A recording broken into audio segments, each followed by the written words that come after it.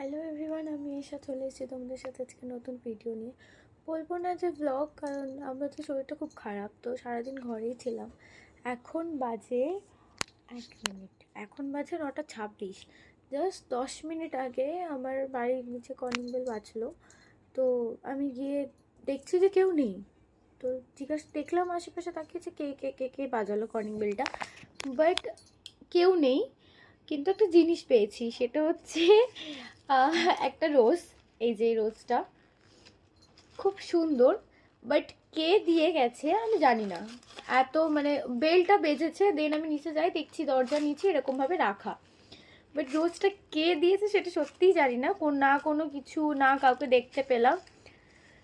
মনে হলো তোমাদের সাথে এটা শেয়ার করি, তো তাই করলাম। যাই হোক, আমি জানি না কে দিয়েছে।